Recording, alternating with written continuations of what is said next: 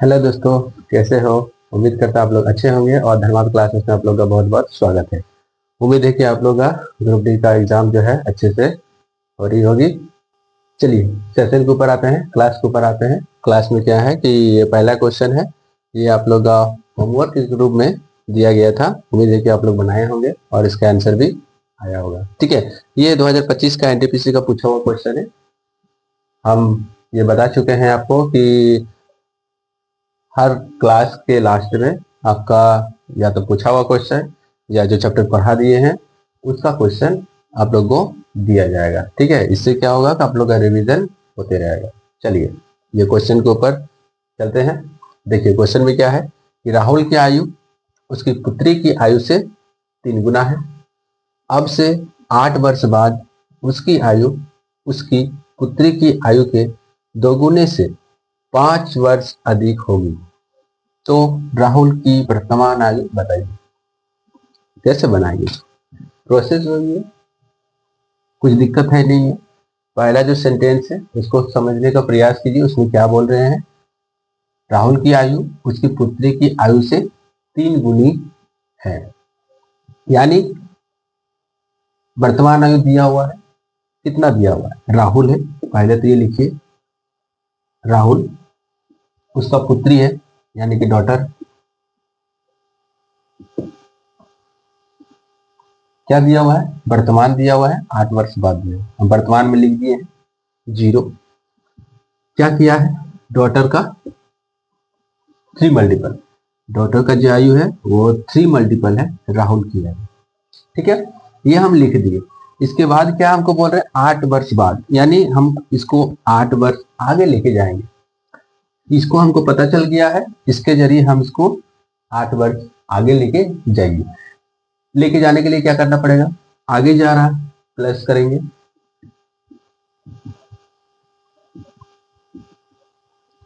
देखिए आगे लेके गए, इसका +8 हो गया, इसका भी +8 हो गया। ठीक है, अब 8 वर्ष के बाद क्या बोल रहे हैं कि उसकी जो आयु है उसकी पुत्री की आयु के 2 गुने से 5 वर्ष अधिक होगी। यानी जो उसका पुत्री की जो आयु है 8 वर्ष बाद x+8 है, इसका जो राहुल की आयु है इसका 2 मल्टीपल के बाद +5 अधिक है। इसको हम ऐसे लिख दिए। कुछ नहीं करना है, जो क्वेश्चन में बोल रहे हैं आपको क्वेश्चन लिखना है, अपने आप क्वेश्चन सॉल्व हो जाए। ठीक है, क्या करना है, अब इसको सॉल्व करना है। सॉल्व कीजिए, ये दोनों का रिलेशन हमको पता चल गया। लास्ट में ये दोनों का रिलेशन हम बैठा दिया। अब इसको सॉल्व कीजिए, कितना आएगा,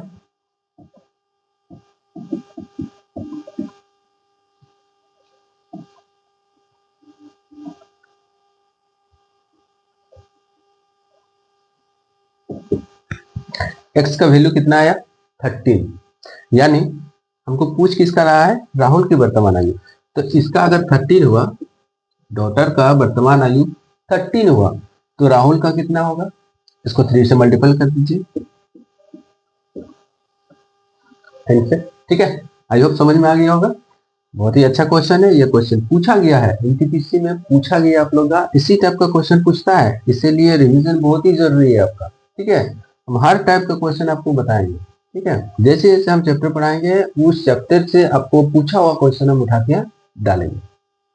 आप लोग वीडियो को देखते रहिए, वीडियो को मिस मत कीजिए, जिससे मिस कीजिएगा तो आपका क्लास छूट जाएगा, तब समझ में नहीं आएगा कि हम क्या पढ़ाएं और क्या बताएं। अगर आपको कुछ करना है तो वीडियो को जरूर देखिए, 10 से 15 मिनट का समय दीजिए। आपको इस पूरा 10 और 15 मिनट का वीडियो में आपका मैथ का क्लास भी होगा, उसके साथ साथ आपका मैथ का रिवीजन भी होगा। ठीक है, तो इसी बात को लेकर वीडियो को लाइक कीजिएगा और शेयर कर दीजिएगा और चैनल को सब्सक्राइब करके जरूर रखिएगा। ठीक है, चलिए अब चैप्टर के ऊपर आते हैं। चैप्टर क्या है, परसेंटेज है। इसका आगे का क्वेश्चन के बाद देखिए। देखिए क्वेश्चन में क्या है, टाइप 4 का तीसरा नंबर क्वेश्चन है। इससे पहले 2 क्वेश्चन हम बता चुके हैं आप लोग को, वही टाइप का क्वेश्चन है। इसको आप लोग क्वेश्चन को ध्यान से पढ़िए और बनाने का प्रयास कीजिए। ठीक है, देखिए क्वेश्चन में क्या है, चीनी के मूल्य में 10% की कमी होने पर गोविंद 279 रुपीज में 6.2 kg अधिक चीनी खरीद सकता है। तो गिरा हुआ और पुराना भाव प्रति केजी का अंतर बताइए। यानी आपका जो पुराना का जो भाव है और अभी का जो भाव है वो दोनों का क्या पूछा है, डिफरेंस पूछा है। रेट का डिफरेंस कितना होगा, ठीक है। यानी हमको दोनों का निकालना पड़ेगा, दोनों का निकाल के ही हम डिफरेंस निकाल सकते हैं।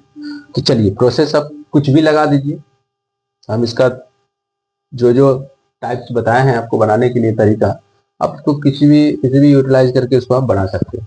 चलिए हम दूसरा तरीका यूज कर रहे हैं, क्या है, 10% की कमी हो रही है, यानी 100 में 10% की कमी, तो 0 काट दिया हम, 1/10। ये क्या हो रहा है, प्राइस में कमी हो रहा है, यानी कि डिक्रीज हो रहा है। चलिए इसे प्राइस लिख दिया हम। क्या हुआ, पहले 10 था, अभी कितना हो गया, कमी हो रही है। पहले 10 था, अभी 9 रुपए हो गया। पहले 10 रुपए के दर पे खरीद रहा था, अभी 9 रुपए के दर पे खरीद रहा है। चीनी, अब क्या होगा, चीनी, ये जो चीनी है इसका क्या होगा, पहले 9 था अभी 10 है, यानी पहले 9 केजी खरीद रहा था, अभी कम होने पर 10 केजी खरीद रहा है। ये एक्चुअली एग्जैक्ट वैल्यू नहीं है, एग्जैक्ट वैल्यू है क्या, तो इसका देखिए, इसका डिफरेंस कितना है, इसका जो बढ़ती है, एक का बढ़ती है, मतलब एक ज्यादा हो रहा है। पहले 9 से 10 गया, मतलब एक ज्यादा हो रहा है। लेकिन क्वेश्चन में क्या बोल रहा है कि 6.2 केजी अधिक उसको चीनी खरीद ले रहा है। एक का जो ज्यादा हो रहा है वो 6.2 केजी अधिक के बराबर है। ये तो एग्जैक्ट वैल्यू है नहीं ना। चलिए इसको एक बराबर क्या करेंगे हम, 6.2 केजी, समझ में आ गया। तो इसको हम क्या करेंगे, 9 बराबर निकालेंगे, यानी कितना होगा,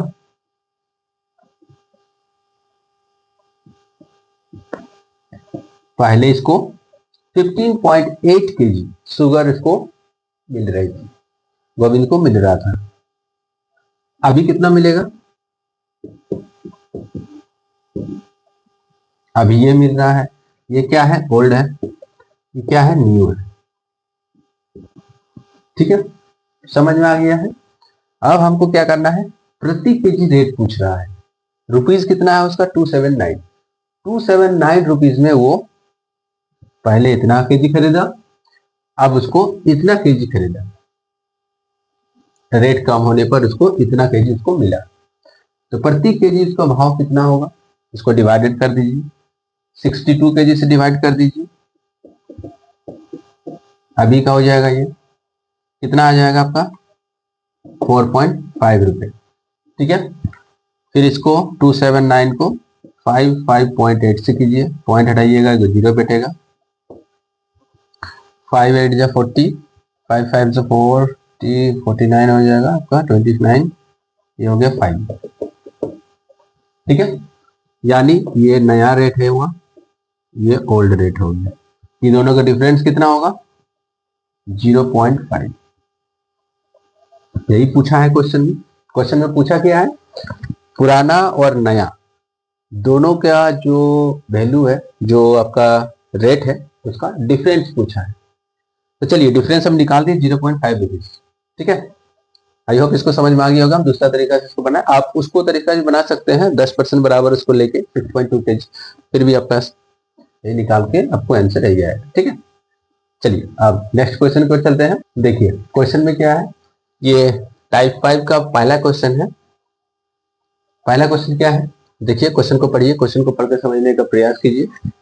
क्वेश्चन को जब तक आप लोग पढ़ के समझने का प्रयास नहीं कीजिएगा तब तक आप क्वेश्चन को नहीं बना पाइएगा। ये हम बार बार आप लोगों को यही बता रहे हैं कि क्वेश्चन को आप लोग पढ़ के पहले समझने का उसको प्रयास कीजिए, क्योंकि क्वेश्चन अगर आप समझ गए तो फिर क्वेश्चन को आप बना लीजिए।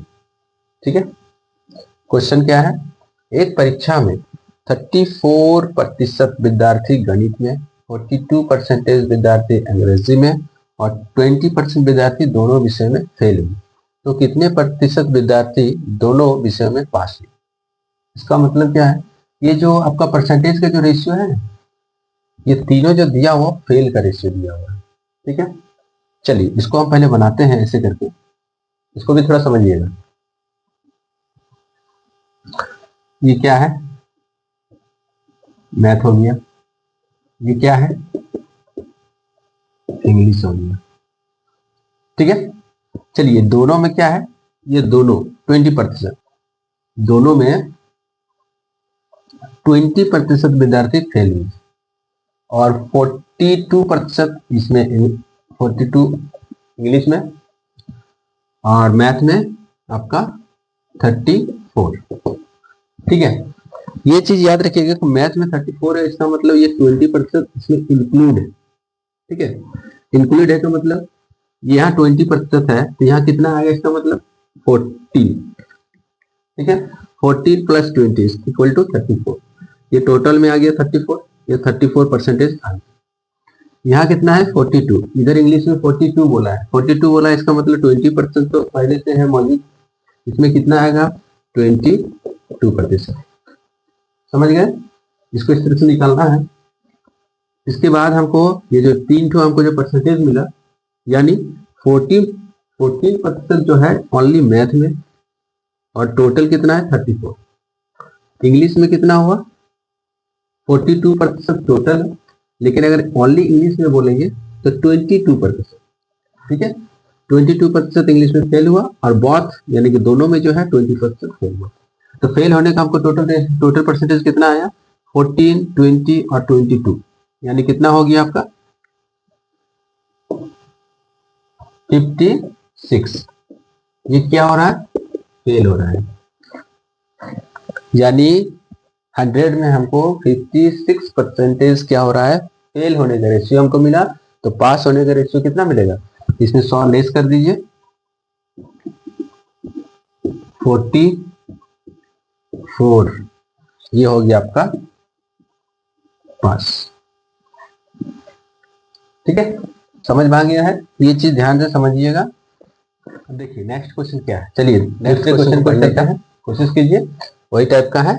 देखिए क्वेश्चन क्या है, एक परीक्षा में 65% विद्यार्थी नागरिक में, 60% विद्यार्थी इतिहास में और 40% विद्यार्थी दोनों विषयों में पास हुए। यदि 90 विद्यार्थी दोनों में फेल हुए हैं तो कुल विद्यार्थियों की संख्या बताएं। आपको अभी हम एक वेन डायग्राम का चित्र बना के दिखाए हैं। ठीक है, कैसे बनाए हैं उसी तरह से इसको भी बनाना है और वेन डायग्राम को जो हम बताए हैं उसको अच्छा से समझना है ताकि वो आपको रीजनिंग में भी काम देगा। ठीक है, चलिए तो इसको फिर से बनाते हैं हम उसी तरह। क्या क्या है, एक परीक्षा में 65 विद्यार्थी सिविक्स में, यानी कि नागरिक का एक हो गया और इसके बाद एक हो इतिहास का। ठीक है, यानी ये हो गया आपका सिविक्स, ये हो गया आपका स्टोरी। पूछ क्या रहा है इसमें 65%।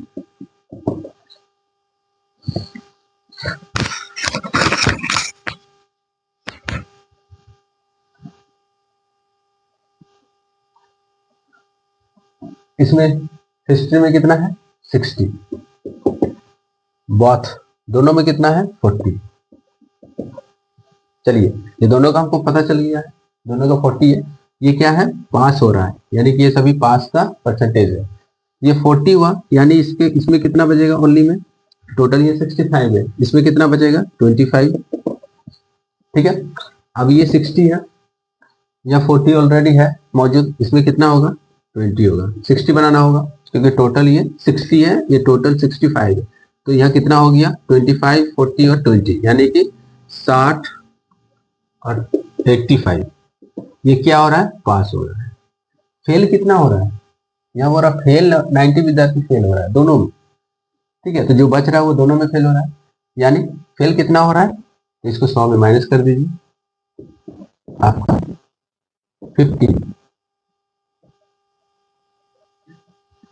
15% क्या हो रहा है, ये फेल हो रहा है दोनों में। लेकिन यहाँ परसेंटेज नहीं पूछ रहा है, यहाँ बोल रहा 90 विद्यार्थी फेल हो रहा है, 90 विद्यार्थी फेल हो रहा है, इसका मतलब क्या हुआ, ये 15% के बराबर है 90 विद्यार्थी। ठीक है, तो हम इसको 15% को लेके 90 को लेके चल जाएंगे, यानी 50% बराबर 90। तो हमको क्या पूछ रहा है कुल यानी कि 100, इसका क्या हो जाएगा,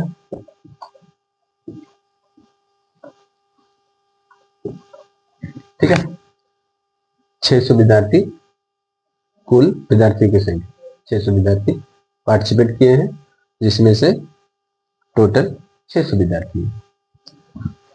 85% पास का परसेंटेज है और 15% फेल का परसेंटेज। ठीक है, आई होप समझ में आ गया होगा। और अच्छा लग रहा तो वीडियो को लाइक कर दीजिए, वीडियो को शेयर भी जरूर कीजिएगा और चैनल को सब्सक्राइब करके जरूर रखिएगा। ठीक है, ताकि आपको इस तरह का आपको कंटेंट आगे भी मिलते रहे और तैयारी बहुत ही अच्छे से आपका हो सके। चलिए दूसरे क्वेश्चन को आते हैं। चलिए आते हैं नेक्स्ट क्वेश्चन के ऊपर। नेक्स्ट क्वेश्चन क्या है, देखिए टाइप 5 का ही क्वेश्चन नंबर 3 है। क्वेश्चन क्या है, एक परीक्षा में 35% विद्यार्थी गणित में फेल हुई, 42% साइंस में फेल हुई, जबकि दोनों विषयों में 15% फेल हुए हो। यदि 2500 विद्यार्थी शामिल हुए हो तो केवल किसी एक विषय में कितने विद्यार्थी पास हुए हैं। ठीक है, ये क्वेश्चन है, इसको भी इसी तरह बनाते हैं। वेन डायग्राम पहले बना लेते हैं।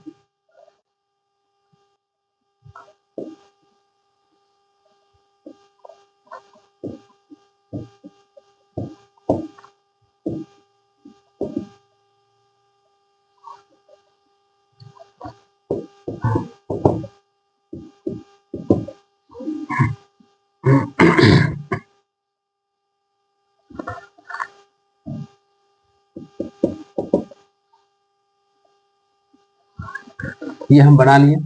ठीक है, हमको दोनों को पता चल गया 15% जो हुए फेल हुए हैं और ये जो 42 है और ये जो 35 है ये भी हमको फेल का परसेंटेज दिया हुआ है।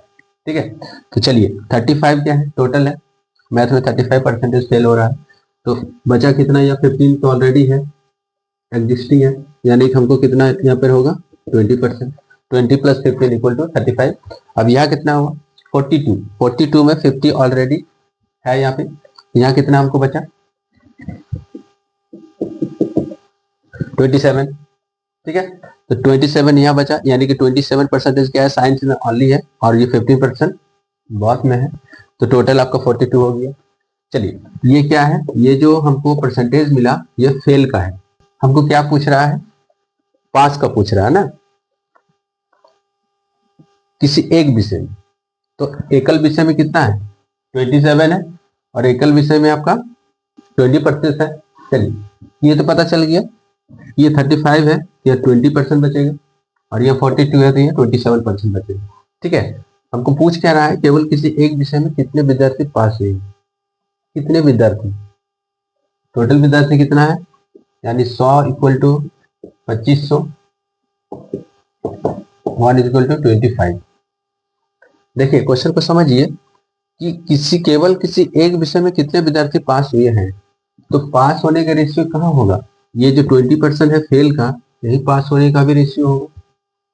ठीक है, ये एकल है ना, 27% फेल हो रहा है, तो अधिकतम कितना हो सकता है 27 हो सकता है पास। और इसमें क्या है 20%, तो 20% फेल हो रहा है तो 20% इसमें, यानी कि अधिकतम कितना होगा, टोटल दोनों को मिला के अधिकतम 47।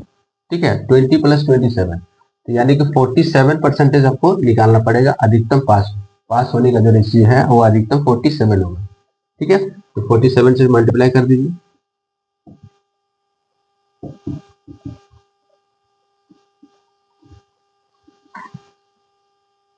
ठीक है, तो केवल किसी एक विषय में कितने विद्यार्थी पास हुए हैं, वो हो गया आपका 1175।